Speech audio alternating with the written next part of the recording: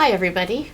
Thanks so much for joining us for this webinar session of Teaching a Science Diploma Examination Subject for the first time. My name is Shannon Mitchell. I'm the Biology 30 Examination Manager. Stan and I work in Provincial Assessment at Alberta Education. Stan.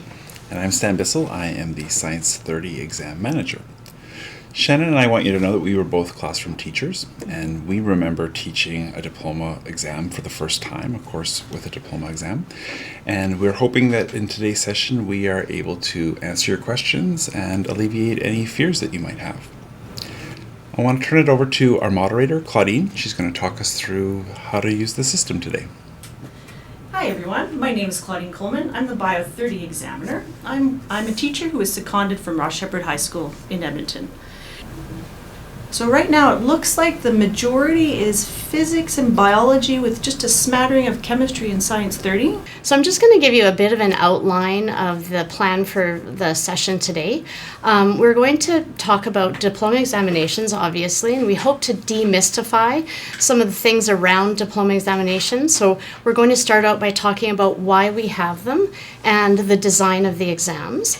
We're going to talk a little bit about assessment standards, so standard of excellence and acceptable standard, as well as some performance standards, and so that relates to things students are doing to demonstrate those standards. We have quite a few support documents to share with you, and these are things that will be both for you and your students and to help you sort of get all the information you need and be appropriately prepared and help you advise your students as they go into their diploma exam. And then we're going to talk in a little bit more detail about some of our development processes. Sometimes this can sort of give you a good idea about some insights into diploma exams, how they're put together, and that can foster some understanding and in turn help your students. We will also talk about the role that field testing plays in the development of those examinations. Now on our slide here we have that for questions at the end, but we're more than happy to answer your questions throughout the presentation, so you don't have to save them up until the end. Claudine will be moderating and she'll interrupt us if we have some questions that we need to answer. I also wanted to let you know that we do have a handout of these slides, or at least most of the slides, that will be provided to you after the session. I think Wanda has that, and she'll be able to send it out to you unless we're able to provide it by some other means. But yeah, Wanda will send it out to you at the end of the session. All right, so just to get a little bit more information about you, Claudine has a couple more poll questions. So, Claudine, are you ready to post those? Ready to go. Okay. Okay, so I'm going to just launch the polling feature right now. So the first thing we want to know is, how did you get to this point? Why are you teaching a diploma exam course for the first time? Is it something you wanted to do? Is it something you felt ready to do? Did you have room in your timetable? Those kinds of things. So if you can let us know how you feel about that. About half the participants are saying nobody else will do it. Oh no! However, most of them are also saying how they're feeling about teaching a diploma exam course is they're nervous but keen. Oh, that's great. Okay. We can both relate to those answers for sure. I mean, we've been in that position, feeling nervous but keen, and maybe going into something that you feel less prepared than you would want to be. But we hope that we can allay some of those fears with some of the information today. Do you want to add anything to that, Stan? No, I think that that's the goal here today, is to help alleviate some of those fears. We've got a second polling question for you. How do you feel about teaching a diploma exam course for the first time? Oh, you said nervous but keen. Sorry about that, Claudine. Most of our participants are saying nervous but keen. Okay. Oh, great. We have some people that also wanted to teach the course and like the course content, but right now nobody else will do it. It's about tied with everything else. Okay, that sounds good. That sounds good. And there's 4 key components that we feel contribute to that success. The first thing is you. Teachers in Alberta need at least a 4-year university degree. The program of studies that we are using is mandated and it's clear. And we have approved resources that align with the program of studies. The focus of our presentation today, though, is that fourth point. We have high-quality assessments that are linked directly to the program of studies. So, why do we have diploma exams anyway? The program started in 1984, but what is the purpose of these assessments? There are actually 3 stated official purposes of diploma examinations, but we feel that they're not really necessarily well known or well understood. So we want to give you, and Claudine's going to help us out with this, we want to give you 10 different statements that possibly could be purposes of the diploma examinations program, and we would like you to pick the 3 that you think are the official stated purposes. So I'll give you a minute for that. Okay, so I'm going to launch that poll right now. So again, the 3 intended purposes of diploma exams are 2. So we'd like you to pick 3 that you believe are the intended purposes of diploma exams. So Claudine, can you tell us what the top 3 are that were picked by our participants? Our top 3 are ensure standards are met is number 1. All right. Report to Albertans on student achievement, and then certify student achievement. Well, 100% so far for our participants in this webinar. You got the 3, so obviously you were aware of them.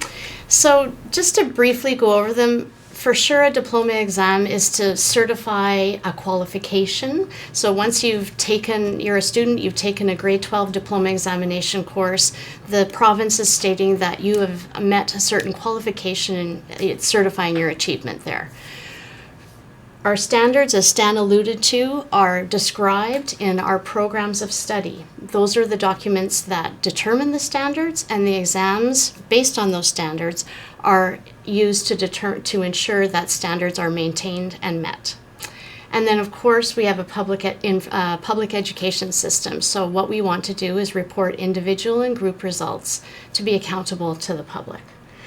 One of the things that happens sometimes, unfortunately, but it's not a stated or really a valid use of diploma examination results, is that sometimes those things are used to rank schools. We get asked about that quite frequently, and that's why we put that in our list.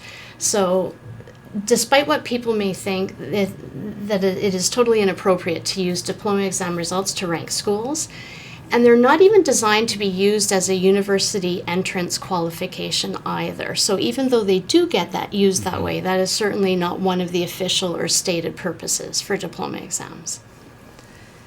Did you want to add anything to that, Sam? No. Okay. Any questions about that before we move on? I don't see any. All right. So, thinking still about that idea of standards, we wanted to just get you thinking about something here. So we have some recent Biology 30 results from a recent diploma examination. We have got a scatter plot here. Each of the dots in the scatter plot represents a Biology 30 class in the province. Okay, so each dot represents one class, and all Biology 30 classes that took this exam in this particular administration are represented here by a dot. So what we've got on the y-axis, we've got the school awarded mark average, so the class average of that school awarded mark. And along the bottom, we've got the class average of the diploma examination mark. So we're sort of comparing those two parts of the mark that gets blended together in the end. Now, keep in mind that it's the program of studies that sets the standard.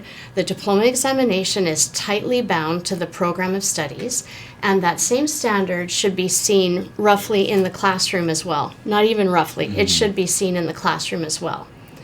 So if we had a perfect match between class average of school awarded mark and class average of diploma examination mark, you would see the trend line be where that dark line is, and the vast majority of those scatter points should be inside those bars right there. In reality, what we've got is where the orange lines indicate, we've got a shift upwards and to the left. So does anyone want to take a shot at what that might mean or why that might be the case? I'll just wait a few seconds here in case Claudine can tell us we've got anybody taking a shot at that. So our participants can take a shot at that either in the chat section or the question and answer section. So I've got a response, inflated class marks. Okay, thank you very much. I've got another one, learning is a process and students have opportunity to improve. Those are very good, both of them. Yeah. Anybody else? I'm not seeing anything else coming up right now. So basically, you've got the idea that if it's shifted upwards and to the left, the school awarded averages look like they're a little bit higher than the diploma examination averages. And you've even answered kind of the follow-up question to that is, why do we think that might be the case? And the person who said, you know, that we're looking at a broad timeline versus, you know, an exam on one day, those things do factor in. Now keep in mind that the data is what it is. We don't really know why it is this way, and there are lots of different reasons why we have some variation. But I think sometimes there's a misconception out there that the marks have to have an exact match. I mean, the job of the school awarded mark is not necessarily to predict or match exactly the diploma examination mark. We really want to think about this more so in terms of standards. So the standard set out in the program of studies is reflected in both places. So really what we're looking for is that the standards are not different in those two places. So just as an example, let's take a look at three groups of students who came in with a class average of 80% in their school awarded mark. If you take a look at the one on the left, you can see that their diploma examination mark was between 40 and 50%. So they're not passing the diploma examination. So this is a very good example of how the classroom standard and the exam standard, ergo the program study standard, is actually quite different. So there might be a lack of understanding of what's required to pass the course and even to get an 80%. Okay, if you look at the middle line, we've got our class average of 80%, and this class did about a 70% average on the diploma examination. So that's getting into the same ballpark of the same standard. Perhaps if I was this teacher and these were results of my class, I might consider, geez, I think I need to do a little bit more to investigate the difference between a 70 and an 80. What does the standard of excellence look like? And you can also have the opposite situation to the first one. If you look on the far right, we've got a class average there of 80%, and you can see that those students are achieving higher scores on average in their diploma examination, closer to 90%. So again, maybe standard of excellence is where there's where people are a little bit unsure, but it's more difficult in this classroom than it is on the diploma examination. So they could be doing an IB program or something like that simultaneously and be held to an IB standard in their biology 30 or something like that. There's a lot of different reasons this could occur. We don't expect an exact match, as we said, but of particular concern, I think you could say, would be that very first line. And if I was a school leader, in a school leadership position in that school, it warrants a conversation with the teacher. Like, you know, or if I was a teacher, I would definitely do some investigating, because that's quite a large difference there. Did you want to add to that, Stan, at all? No, I think I would just reiterate that both the school awarded mark and the diploma exam mark, they are both assessing the program of studies. So we expect a high correlation, not an exact match, as Shannon has said. But those students who are in those classes of those three bullets that we've highlighted, 3 points that we've highlighted, they're all competing for the same spots in university and for the same scholarships. And we want to make sure that we are assessing them fairly. Exactly. Okay.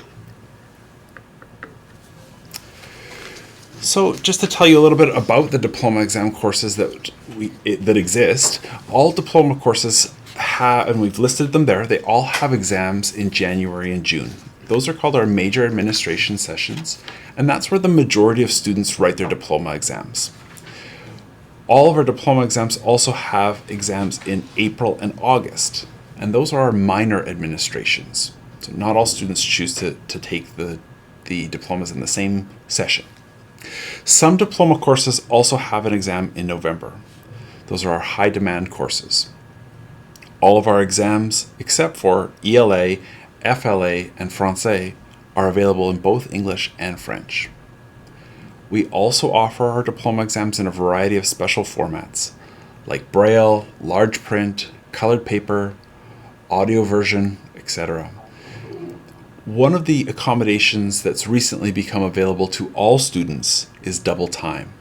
So there is, in the inside cover of the diploma exam, we describe what the intended length of that exam is, be that 2.5 hours or 3 hours.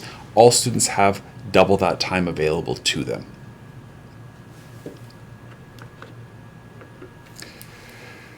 Our science diploma exams are entirely machine scored, and they have no written response. That's often a question that we get. They have between 50 and 60 multiple choice and numerical response questions. So those are the two different formats that we have. Those are all scored entirely by machines. The subject bulletin, which I'm going to talk about in just a minute, gives a further breakdown of how each of the different components of the program of studies are covered, with what the blueprint is, essentially. I think the most important document that you should be familiar with for your diploma course is the program of studies. As teachers, we don't get to decide what we teach. We do get to decide how we teach it. The program of studies is a legally mandated document. We must teach it. Sometimes when we're first teaching a diploma course, we have that generous colleague who gives us their materials, and they're great, and that's wonderful. And we maybe have a textbook for the course that we rely on very heavily. But something to keep in mind is that those things, the resources from your colleague, even though they're tried and tested, and the textbook, those do not replace the program of studies. So it's something that you should be familiar with and something that you should go back to frequently when you're teaching your diploma course, and all courses actually. The source of truth. Yes. All of our programs of studies in science have the same basic layout. They have the front matter with those attitudes. Then it's separated into general outcomes, and the general outcomes are split up into specific outcomes. And there's 3 different kinds of specific outcomes: knowledge, STS, and skills. Sometimes the knowledge outcomes get more emphasis in the classroom than the STS or skills because they're easier to assess. They can be easily assessed on a paper and pencil exam. But the skills and the STS are equally as important. All of those outcomes must be taught. Some of them can't be assessed on a paper pencil test. And we recognize that when we're developing the diploma exam, that we can't assess everything in the program of studies. We know that the diploma is one test on one day that can't cover everything. But those outcomes need to be part of your classroom assessment. Sometimes I hear the comment from teachers that they don't have time to do labs because they're trying to get students ready for the diploma exam, rather.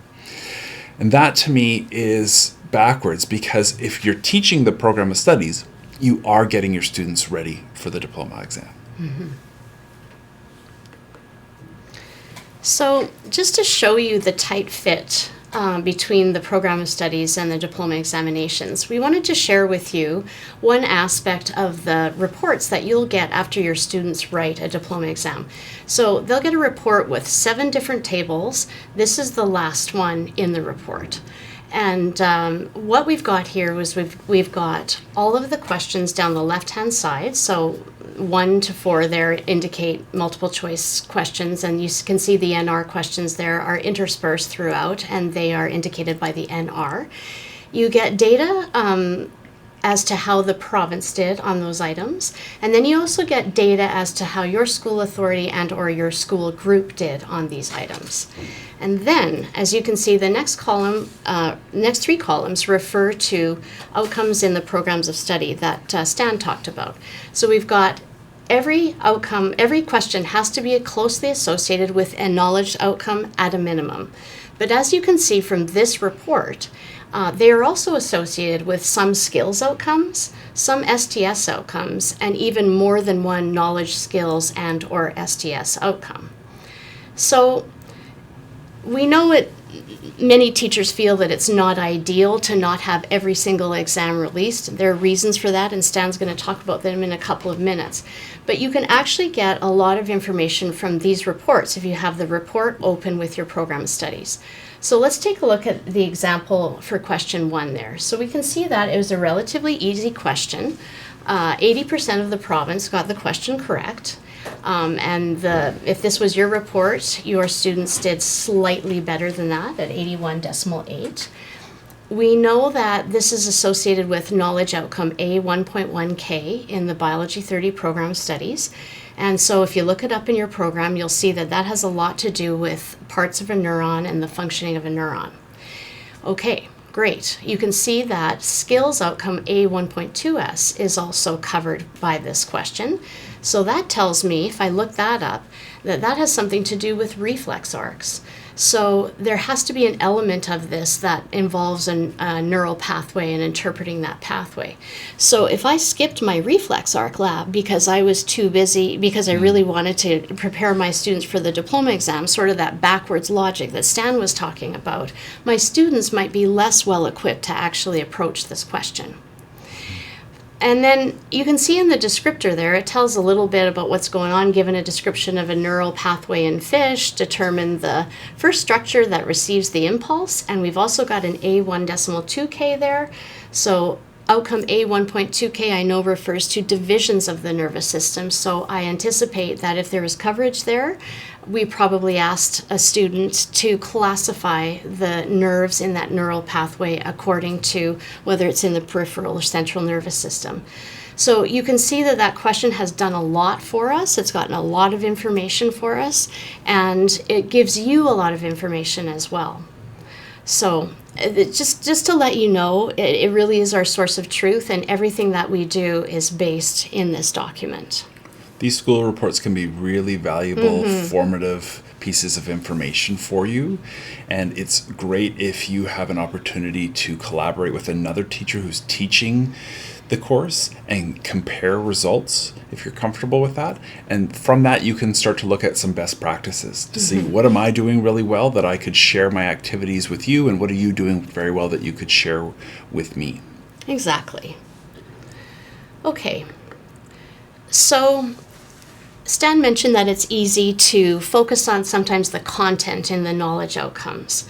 We're going to consider all the outcomes, and not only do we have to consider the outcomes, we have to consider that the verbs in those outcomes are specific and deliberately used, and they're really important to pay attention to because they help sort of outline or describe the cognitive expectation of a particular outcome in the program of studies. We can tell you a little bit about what that means. So each science subject has this graphic in the information bulletin, which Stan will also talk about, and in your handout you will have links to these documents as well. So it's really a lens through which we can analyze the outcomes in the program of studies to help us understand maybe kind of the depth at which we are doing them with our students. So we've organized this. We've used Bloom's revised taxonomy with this graphic, and we've organized it with the lower cognitive level tasks at the bottom. So they're coded yellow, and we tend to refer to that bottom sort of cognition level as remembering and understanding. And it is just what it sounds to be. So we're asking students to maybe give us information back in a very similar way to what to how they received it. Okay, and you can see some of the verbs in there that generally indicate a lower cognitive level remembering and understanding. But there are a couple of buts to consider here. First of all, it's not only the verbs that indicate cognitive level, but they have to be taken within the context of the content. So a describe verb you might see is present there in the yellow as a low-level verb. It's also present in the green as a higher-level verb, but it's really what it's used in context with that ultimately determines the cognitive level. The other thing is that the verbs might differ slightly between subjects. So if you looked at the physics version of this versus the biology version, the verbs might be slightly different because we've used the verbs that are present in those programs of study. So don't worry about that. Anyways, let's get back to the graphic here. So you can see the middle cognitive level we call applying. And basically in applying, we expect students to take some information they've learned in the class and apply it to a new situation. So it's probably a good time to tell you that there will be novel contexts for students to apply their knowledge to in diploma examinations. So if you've been a teacher, and in our classrooms, you'll often get a student coming to you saying, "Miss, you didn't teach me about such and such." So it might be advisable to let your students know that there will be things they haven't seen before on a diploma exam, but because they've been so well prepared by their classroom teachers, they're going to be able to take what they learned in class and apply it to this new situation. The reason we use context-based items is to make sure that the exam is also accessing those higher levels of cognition. Our top level of cognition is the blue level. We refer to it as higher mental activities, and those include things like analyzing, in which we would ask students to analyze data, graphs, that kind of thing. Evaluating, which includes making a judgment about something or justifying a position, and creating. And as Stan said, we can't access absolutely everything on a machine score test, and creating would be something that's very difficult for us to get at on a machine score test, which makes it even more important for you to do those things in your classroom. On the right-hand side, we have skills there in pink. So these are doing words, and a lot of them relate to lab work. And we have them on the side spanning the 3 levels because they can really be done at all 3 cognitive levels. Now, to kind of just briefly illustrate something about the cognitive levels, let's just go back to that school report slide for a moment, and I want you to take a look at the last 2 rows. So let's look at that NR3. NR3 is a very difficult question. It has an average in the 40s there. It gets at A2.1K, which I know to be hormones. And then the description says, given a list of hormones, identify the hormones that are secreted by a specific endocrine gland. So by the way that is written, I can tell that that's pretty low-level cognition functioning there. So probably the students were given a list of hormones and they were asked to pick the ones that met a certain criteria. However, notice how difficult the question is. So just because something's at a low cognitive level doesn't mean it's automatically easy, and because if it's at a higher level doesn't mean it's automatically difficult. So take a look at the one below it. In contrast, we've got, I'm just going to look at this description, although you can see that the difficulty there is in the mid-60s, a little bit easier. It says, given a description of a disorder caused by a hormone imbalance, determine the relative level of another hormone and the effect on blood glucose level. And you can see that there are 2 additional knowledge outcomes included there. So reading that, we would imagine that students have a lot of information that they learned in class about hormones, but in this case, we've given them some information they very likely haven't seen before about a hormone imbalance, and then we've asked them to take what they know, and including concepts like negative feedback, and apply that to the new information. So that is functioning at a higher level than just picking a bunch of hormones out of a list. Sometimes people feel that the way to prepare their students is to try to teach them every possible disorder or whatever they might see on a diploma exam, but it's kind of an overwhelming way to go, and it's not advisable, because if you follow the program of studies and if you pay attention to the verbs and the outcomes and the associated levels of cognition, your students will be well prepared to be able to handle these things that they're given on a diploma exam. I think it's better to just accept and let them know you're going to see some things that you've never seen before. That's okay, you're going to be able to handle it. Did anyone have any questions before we leave this slide? We do have a question that related to a slide before. No problem. It's, since math has regained the written response section, can we expect that to be happening in the sciences as well? Well, That would be a decision that the minister would need to make, and as it stands right now, we have no word that will be returning to science. Okay, that's and we're happy for the math folks and math students. Okay, I'm going to take you through some support documents that may be useful to you. The first one is the General Information Bulletin. Now, this is a hefty document. It's not something that I would expect you to read cover to cover, but it is a really good resource for you to find some information. Things that you might find in there would be things like the diploma exam schedule for the next couple of years, some dates to request field tests, how to request a rescore, the calculator policy, information about accommodations. You can see all the links there. This is a very useful document if you want to find out something about administering diploma exams in general. It applies to all diploma exams. Including humanities. Yes. Yeah. Information about perusals would be in there as well. Yeah. Now, a document that would be useful to read through cover to cover, because its purpose is to provide you with information about the specific diploma exam, is our information bulletins. Now, this is our opportunity as exam managers to communicate with the field about how the program of studies will be assessed on the diploma exam. For example, in my subject, in Science 30, we have an outcome that talks about renewable and non-renewable sources of energy. But that is left as a very sort of vague outcome. It doesn't describe specifically which sources are renewable and which are not. And it kind of depends on the source that you look at, how you might deal with that. So the subject bulletin allows me to clarify those kind of details for teachers, to know how we will assess that on the program of studies, what we think of as renewable and what we think of as non-renewable. Can I give an example? Sure. So from the Biology 30 program of studies, and I would say that a lot of the clarifications we make end up originating as questions from teachers. So it's good to ask questions. For one in ours, we've got diabetes mellitus in our program of studies, and often people will want to know, do we need to do both type 1 and type 2 diabetes, and is that curricular?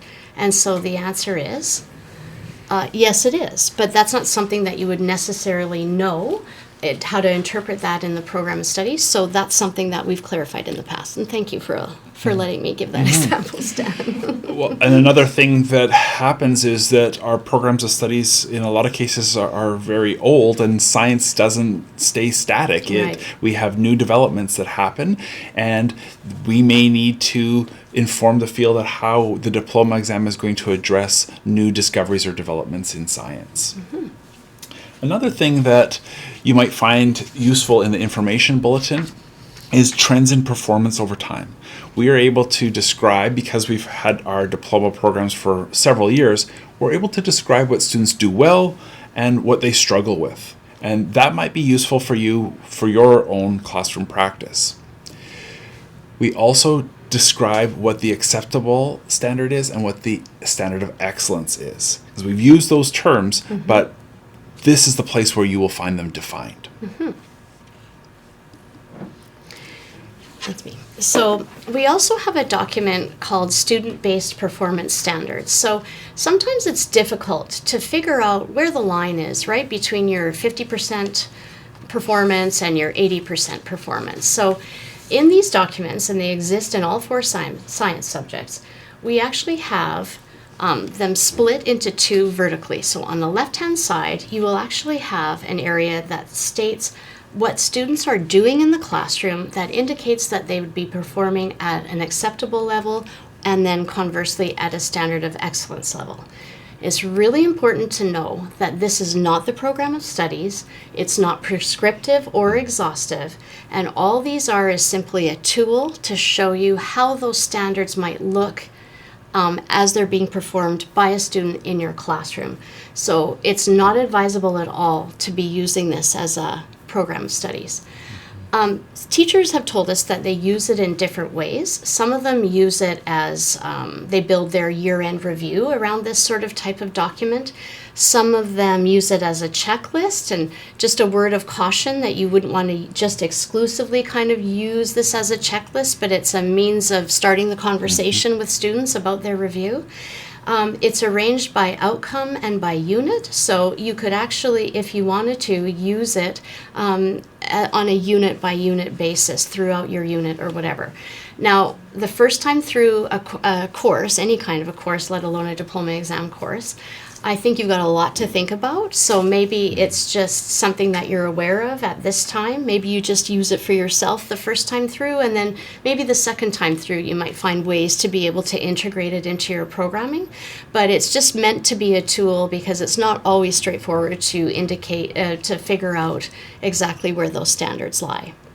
I would just say one other thing about this document, and that is what we don't mean to suggest either is that as students are performing all the tasks on the left-hand side, that doesn't mean that a student who can do all those things will get a 50%, just as a student who can do all the things on the right-hand side in the standard of excellence area will not necessarily get an 80%. And most students have a mixture of these sort of types of behaviors. So we shouldn't interpret it in that kind of a black and white way. Really, we should look at it more as a set of examples that helps us understand or come to a common understanding of what the standards are as laid out in the program of studies. Okay. We also have a document called released items, which contains questions that have been on a previous diploma examination. We're not able to release every year, but we do relatively frequently.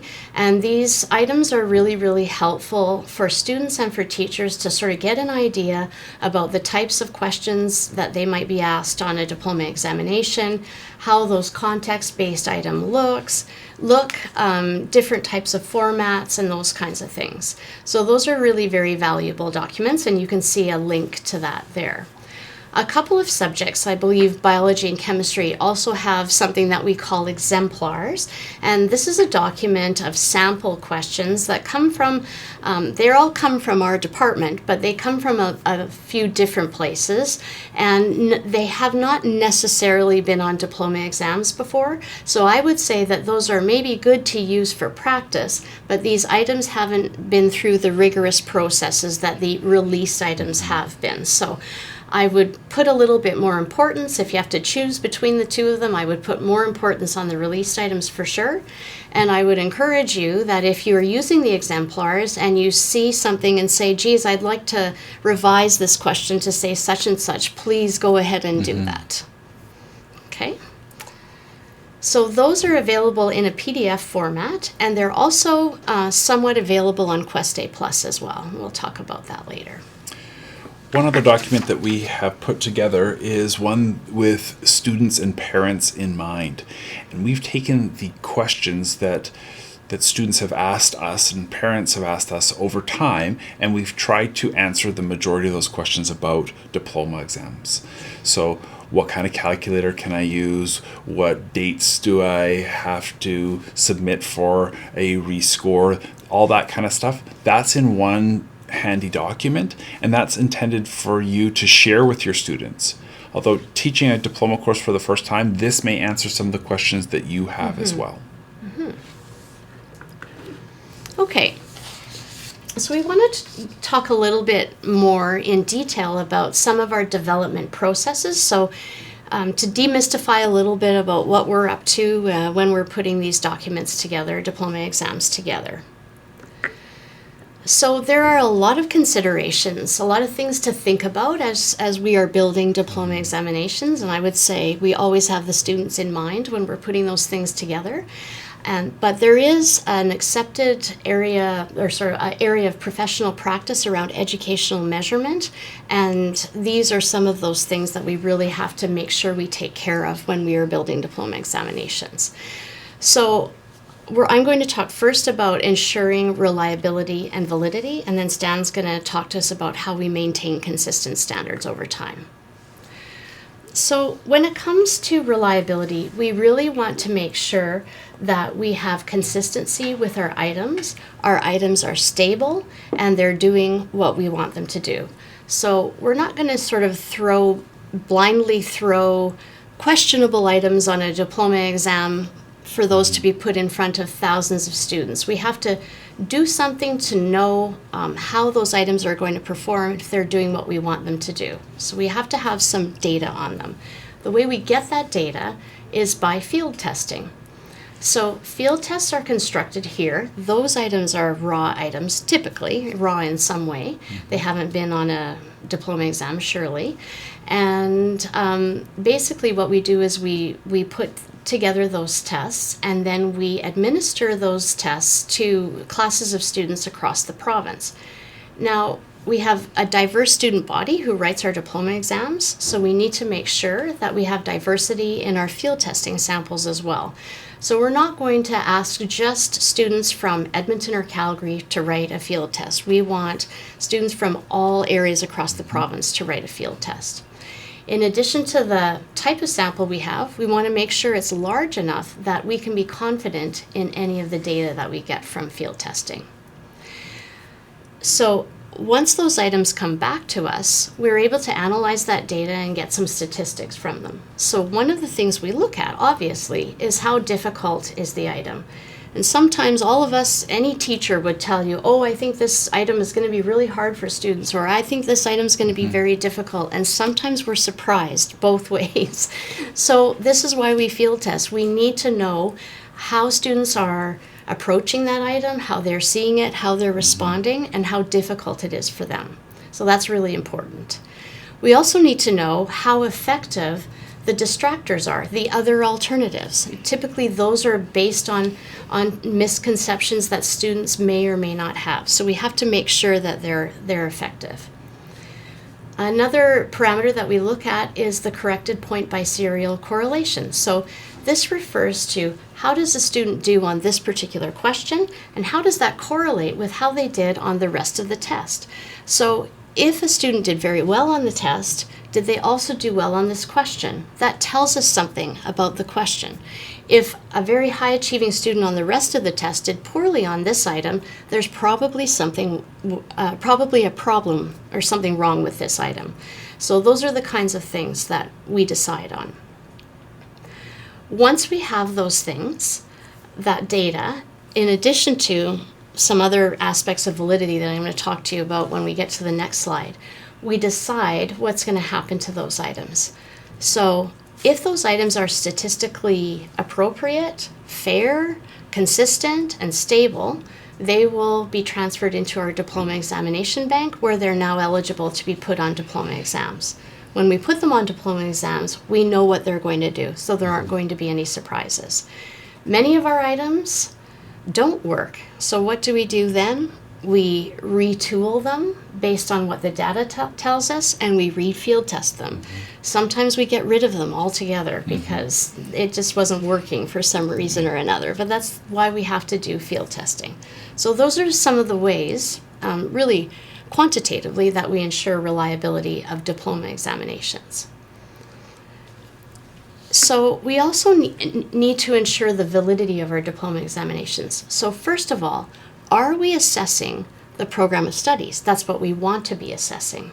You know, we want to make sure that our items are actually assessing outcomes in the program of studies and not reading comprehension, for example, or the ability to put a complicated answer into 4 boxes. We want to make sure that these items assess what we think we're assessing.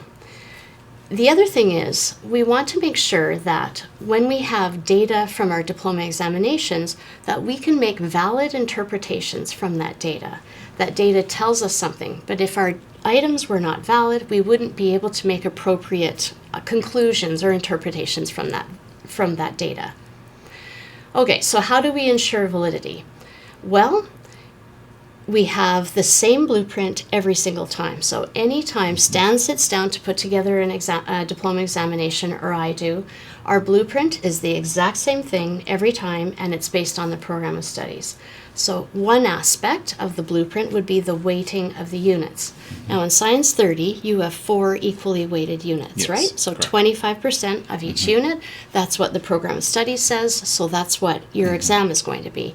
In Biology 30, we have 25% on Unit A, nervous and endocrine system, 20% on B, 40% on C, and 15% on D. So those are the same proportions that I have coverage-wise in my diploma examination. Another way that we ensure validity is by having teachers involved at the item writing stage. So you teachers are in your classrooms with your students every day, working with the program of studies, seeing how students are working with it, and you are the ones who know what is appropriate. So we work with teachers to get you to write the items, and then actually Claudine takes those in Claudine's role, or another person in her role would take those items and produce field tests out of them, and then we continue on from there. Even at field testing stage, if your class is doing a field test, you have the opportunity to make comments on the items. So you can tell us if you think, I don't think this is curricular, I think it's beyond the program of studies, or I don't think this artwork is easy for students to interpret, or I can't tell what this is pointing to, or whatever it may be. That's another validation process in our processes. We also have students are able to make comments on the questions. So if there is something they didn't understand, they are also able to make those comments. And then finally, when we weave those field tested items into a diploma examination, we have teachers review it again. We have external people review it as well. And that includes people, like in our case, people who have expertise, who are academics in the areas of science that are covered in our program of studies, to make sure that we haven't got the science wrong, that when we are designing our exams for a grade 12 level, the science is still appropriate. I Did really you think say? that that's a strength of our system, is that we have teachers, classroom teachers involved at every stage of our development process. We have teachers writing items, we have teachers reviewing items, we have teachers field testing items in their classes, and then we do that again with the diploma exam. We have teachers review the diploma exam and validate that. So it really helps us ensure the validity of our items. Exactly. Any questions come up at all, Claudine? Or? Nope, none right now. All right. Okay, so Shannon's talked a lot about reliability and validity, and I'm going to talk a little bit about how we ensure that fairness over time for students. We want to make sure that no matter when a student writes a diploma exam, that they have an equal opportunity to show what they know. And the exams should be of equal difficulty in order to be fair and to make true comparisons over time. So, a question for you, in your own classroom, how would you ensure fairness to the students in your classroom when it comes to assessment? Okay, so I'm going to post this question in the chat section. There. I just posted it. So our participants, if you have any input, how would you ensure fairness to the students in your classroom or school? Or think about ways in which you already do this. Yes. What are some of those ways? So we'll leave this up again about a minute.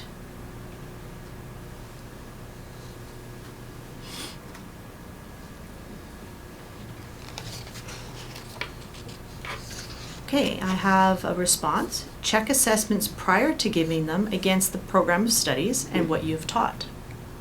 Great. Fantastic. Yeah. We have another one. Provide accommodations if needed. Awesome. Right, there's the validity again. Are we testing how fast they can do something, or whether they can do it? And we're testing their achievement compared to the program of studies, and not how long it takes them. Yeah. Great answers. There are great answers. We have another response. Review assessments after they've been given and review questions that may need to be corrected. Perfect. Sounds an awful Fantastic. lot like the field testing It process. does sound like Yes. field testing, Yes, it does. absolutely. Yeah. Yeah, those are great ways to ensure fairness. Some other ways that you might be doing already and didn't have a chance to think of would be securing those exams after students write them. It takes a lot of work to design an exam, and you don't want to just give it to students so that they pass it on to their younger brother or sister for next year, and then the validity of those assessments are no longer good. So not allowing students to keep them, but allow them to review them, that's one way. Maybe you delay releasing the results of the exam by holding on to them until all the students in your class have had a chance to write them. And one of the respondents said that you review them against the program of studies beforehand, but you might also use a program like Smarter Marks or Remark to analyze the data after the students have written them. All of those are great ways in your classroom that you can help ensure fairness to students. And we do the same thing with diploma exams. We secure our examinations. We delay the release of our items until after we no longer are going to use those items. And we do another process that is a little bit more complicated that we use to ensure consistent standards over time. And that process is called equating.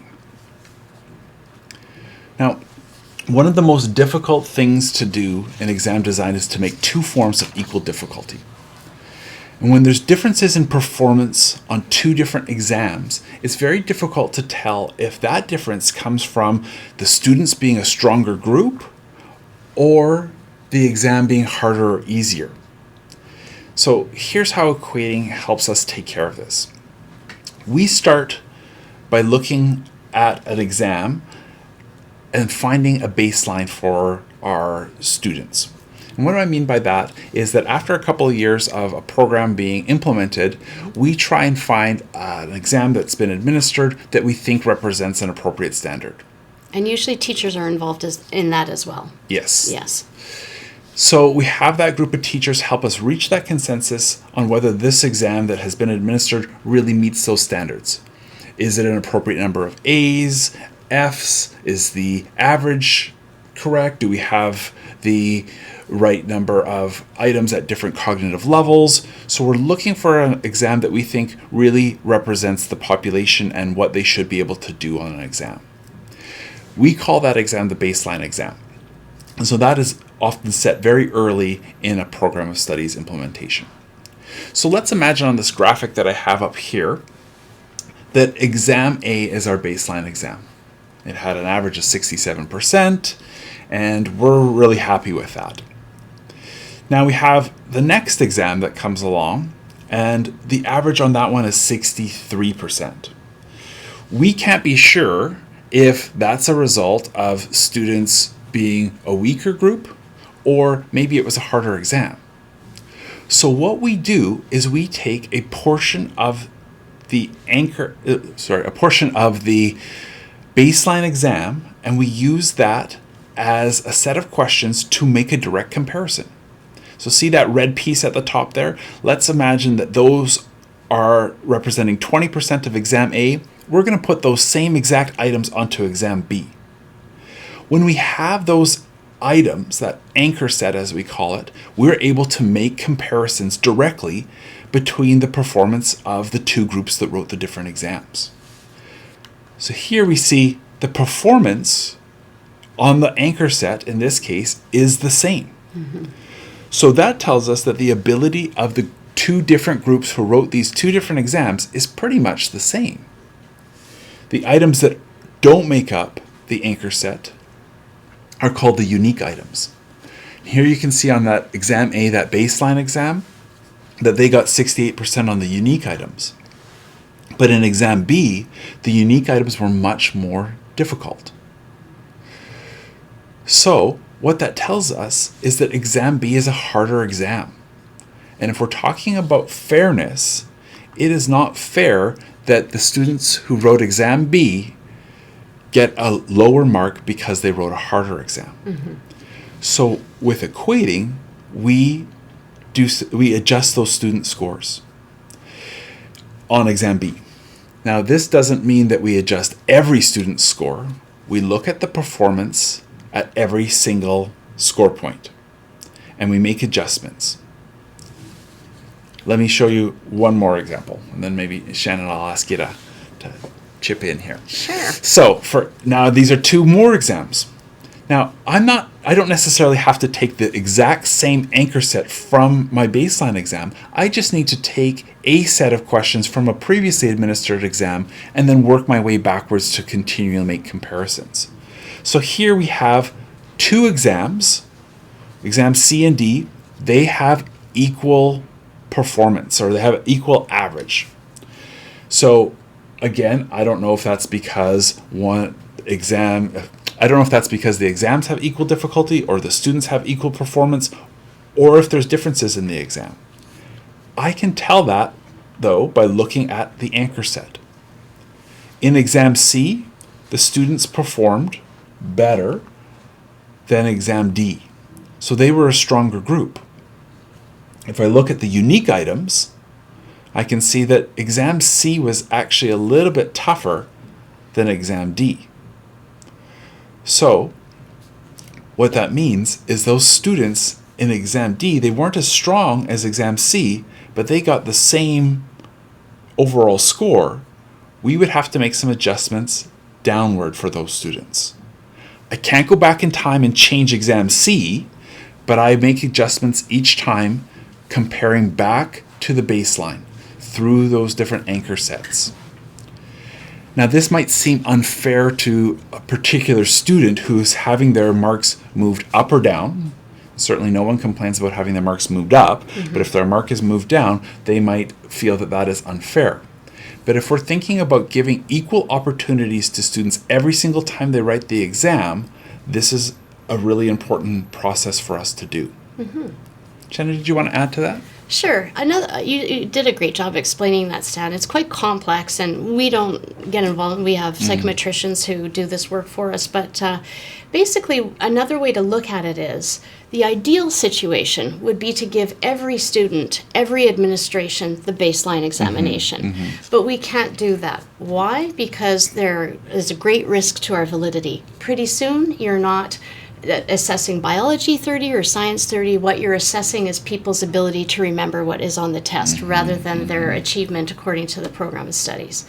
So because we can't give everyone the baseline exam every single time, what we do is we use future exams to determine what their equivalency would have been had they written the baseline exam. So that's another way to look at it. But yeah, it's when we're talking about differences in exam difficulty as well, we're not talking about wild swings, and that's because we have our blueprints and all those things that we're taking care of as we build those tests. So we're talking about, within 1% maybe as a difference. So yeah, it gets pretty close, but those small adjustments are often necessary because an exam might not be exactly the same as a baseline exam. The nice thing with equating is that we can be sure that a score on the current exam is equivalent to a score on a previous exam. Exactly. I want to give you an example for my course, for Science 30. This is particularly important because Science 30 has been equating for 10 years, but in that 10 years we've had a real change in the demographic of our population. We have a different type of student who's taking Science 30. We have a stronger cohort of students who are taking Science 30. If we didn't have equating, what would happen over that 10 years is that the exam would actually get harder because we're field testing from a group that is stronger. So we would be using the items, and a 65% in 2020 would be much different than a 65% in 2010. Because of equating, we can be sure that the exam difficulty stays the same. And because of that, we've seen the overall average in Science 30 increase in those 10 years. The exam is the same, the students have gotten stronger, and that's reflected in their scores thanks to equating.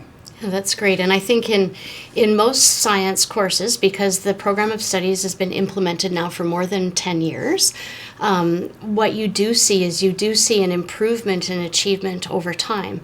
But we can be confident that that is an actual improvement in achievement and not just the exams getting easier over time because of equating. We're comparing apples to apples all the time. And so any increase in averages we're comfortable with, it's because of improvement. So that's another thing that it does, yeah. So if you want to know more about equating, we've put a link into the presentation and you can read more about it there. As Shannon said, it is more complicated than the simplified version that we've shared with you, and we have psychometricians who help us do all that process. All right, so just in talking about some of these things, we wanted to let you know that there is a means of getting involved in some of our processes, and probably your first point of contact would be in requesting field tests.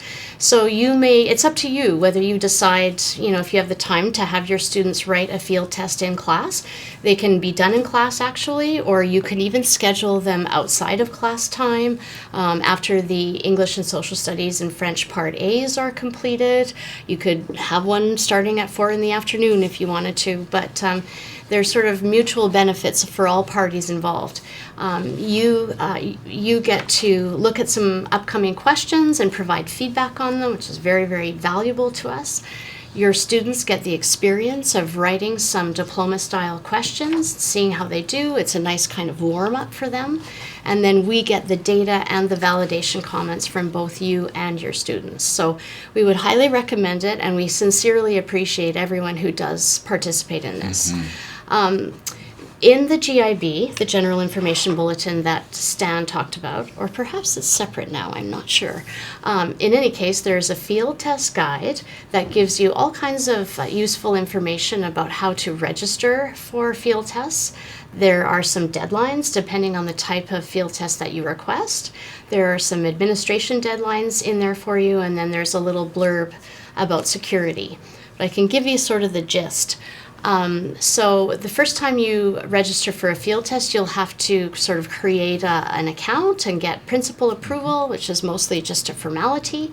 And then what you'll be able to do is use this field test scheduler to actually be able to request a test.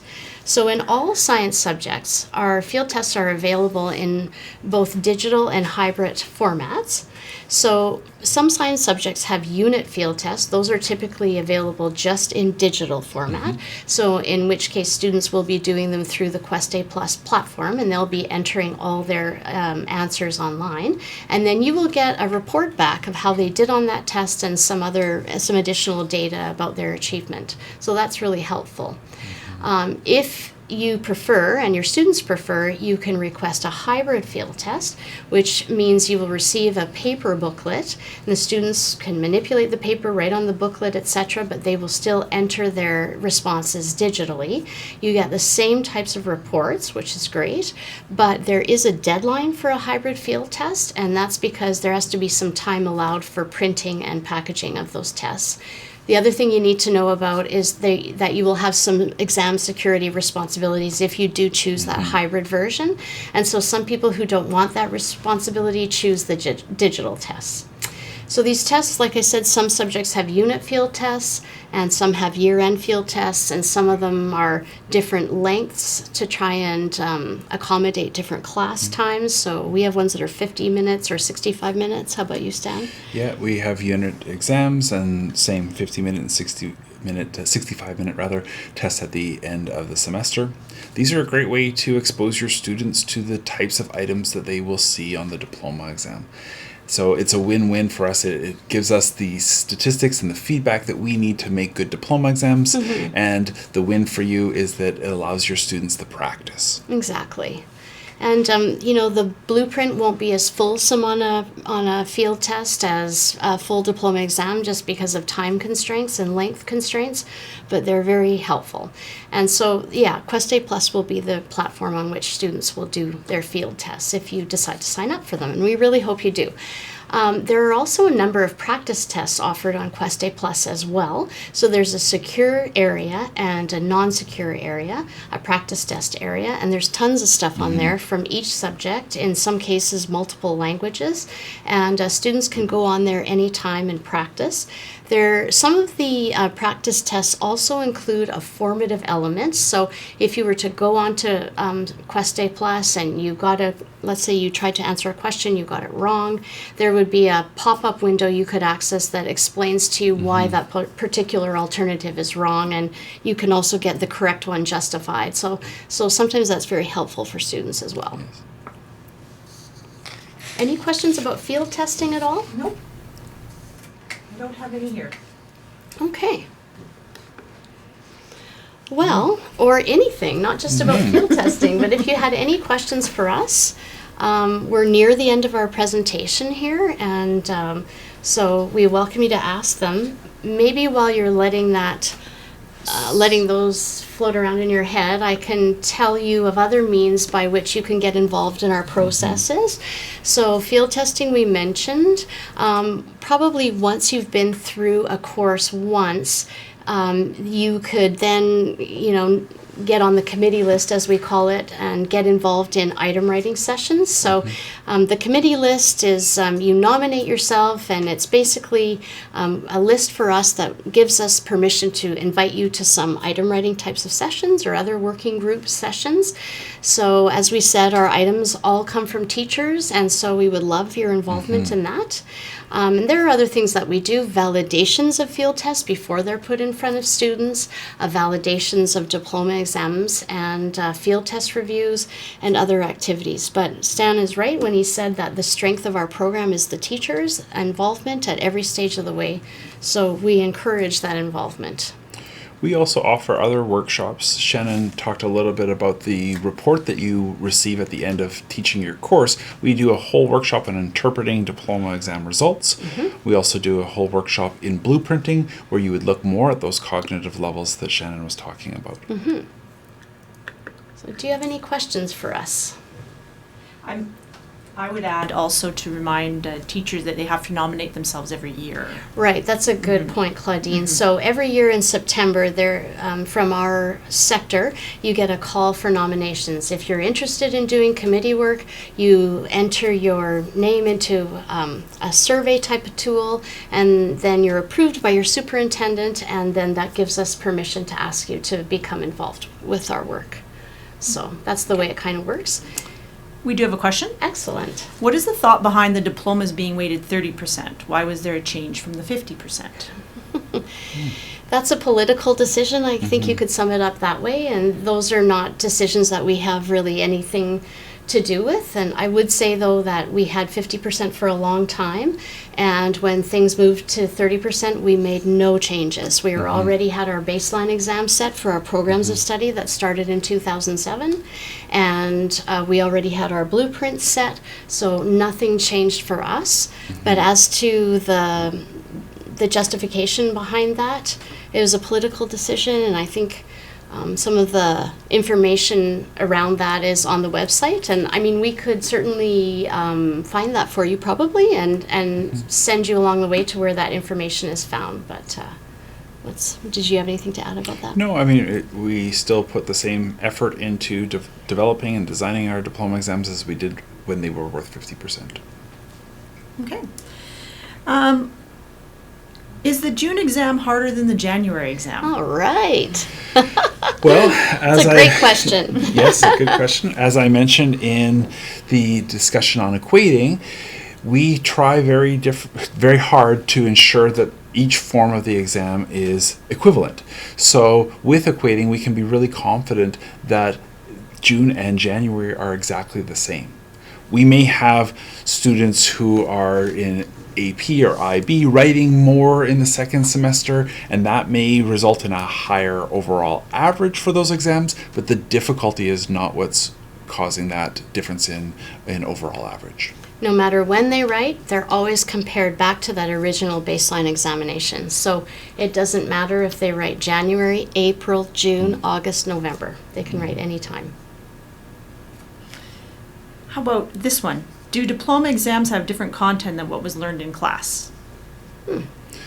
Well, as Shannon mentioned, some of the items that we have on a diploma exam are intended to be application items. So it's not different content that you might have learned in class, just the context might be different. So in my program of studies, students should know about the parts of the heart. We may have an application question where we show a heart that has some kind of defect. Now, I wouldn't expect teachers to teach that particular defect, but I do expect students on the exam to be able to apply what they know about the heart, which they learned in class, it's part of the program of studies, and apply that to that new context. Excellent. We have another question. At the beginning, you talked about the spread between the in-class marks and the diploma marks. In your opinion, what is the acceptable or what is an acceptable spread? That's a great question, and it's one we get asked a lot, and I fear I'll have to disappoint you because we never really say it has to be within 10% or 5% or anything like that. It's more of a holistic view of things where we want it to be reflective of the same standards. So you could actually have, and I think our 3 points there on the graph illustrated this, you could actually have not a very large difference in your 2 marks, but still have a misunderstanding of the standard of excellence, for example. So there's no real cutoff, but we don't really ever sort of say a hard and fast, it has to be this or that. I'll put it this way. If it's over 10%, your standards are probably diverging and they're probably not the same. It would be something when I get my school report, I would look at where I am above or below the province by 10 to 15%. And it kind of depends on how big your class is. If you have a really small class of, 8 or 9 students, a large discrepancy, it's not even statistically significant. Right. But in larger classes, when you're around 30 students, 10 to 15% starts to become statistically significant. That's right. And that's where you just want to look at those trends over time. Because remember, one exam is probably not enough where I would start necessarily changing all of my classroom practices, but I definitely want to be aware of those areas where I'm very different, both in the good and bad ways, because I want to keep doing the things that are giving me great results and start thinking about the things that are giving me results that are much below the provincial average. But keep in mind, we like to think about trends as being much more informative than just one single exam. I like that a lot, Stan. It is about trends over time. I mean, if you're consistently struggling, and that's when you want to drill down into some of those reports, if you're consistently identify problems in a certain area of the program, that's the thing you want to address. But it's a good question because there are misconceptions out there about what the difference should be, or some people think that it should be an exact match, and that's not. There are many, many factors that go into it, so that's not really appropriate. Yeah. Okay, another question. Is the longest answer usually the correct one? Well, actually, we try and make sure that the answers are organized in a way that is consistent throughout the test. We do something called pyramiding, and that just puts the questions in order of their length. So that means that sometimes the longest answer is correct and sometimes it's not. We don't want students to think that there's some kind of trick or that we're hiding the answer somewhere in there, that you should always choose C. They should just look for what the best answer is rather than trying to imagine what the game might be. Yeah, we try not to play games. Well, we don't play games. A good strategy for students is to definitely read the context, read the STEM or the actual question, and then answer it for themselves before they look for that choice among the alternatives is kind of the approach that we would advocate there. Okay, we have another question that's come in. Is the average on the diploma exam always supposed to be 65%? Oh, that's a good question, and I think that's a little bit of sometimes a misconception out there as well.